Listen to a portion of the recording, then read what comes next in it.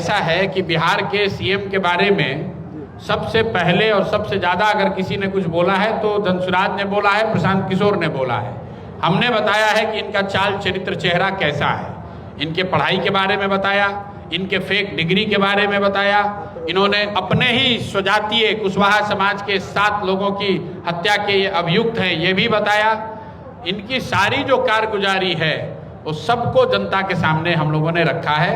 अब ये सीएम बन गए हैं तो उससे उनका चाल चरित्र चेहरा तो बदलने वाला नहीं है। तो गमछे का रंग बताने के बजाय मुख्यमंत्री को बिहार में गरीबी कैसे दूर हो, उसके लिए कौन सा रंग चाहिए उसकी बात करनी चाहिए। पलायन कैसे रुकेगा, पलायन का रंग कैसे यहाँ से धीमा पड़ेगा, उसकी चर्चा करनी चाहिए। हरा और लाल ब्लू गमछे की बात करके समाज में लड़ाई कराना, वैमनस्यता फैलाना, इससे बिहार और बिहार के समाज का बहुत बड़ा नुकसान होगा। कोई फायदा नहीं है। ये सिर्फ राजनीति कर रहे हैं। जिस हरे गमछे की बात कर रहे हैं उसी राजद में तो ये खुद रहे हैं, इनके पिताजी रहे हैं, जीवन भर वहीं पर रह के राजनीति किए हैं। तो राजद के लोगों उस समय तो हरा गमछा पहन के ही घूम रहे थे। इनके पिताजी का बयान है, देख लीजिए मुंगेर में, कि हम लोग तो मोदी जी को यहीं मैदान में गाड़ देंगे।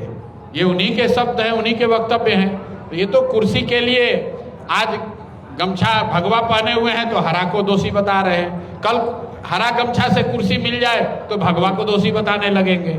उनके लिए कोई रंग नहीं है, एक ही रंग है, वो है सत्ता का रंग। जो पटना में घटना हुई है वो जंगल राज के नाम पर वोट लेने वालों के मुंह पर चमाता है, क्योंकि ये उसी जंगल राज की आहट सुनाई दे रही है जब हम लोग सुनते थे कि दिन दहाड़े लोगों के साथ इस तरह का कुकृत्य होता है।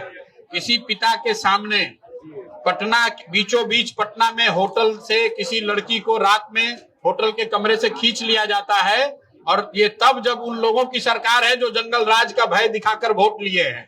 तो उनको समझना चाहिए, सम्राट चौधरी को बताना चाहिए कि जिन गरीबों के घर पर बुलडोजर चलवाए हैं तो भैया उस होटल पर बुलडोजर क्यों नहीं चलवा रहे हो? है हिम्मत तो उस होटल पर बुलडोजर चला के दिखाइए, तब समझ में आएगा कि कितना लॉ एंड ऑर्डर है।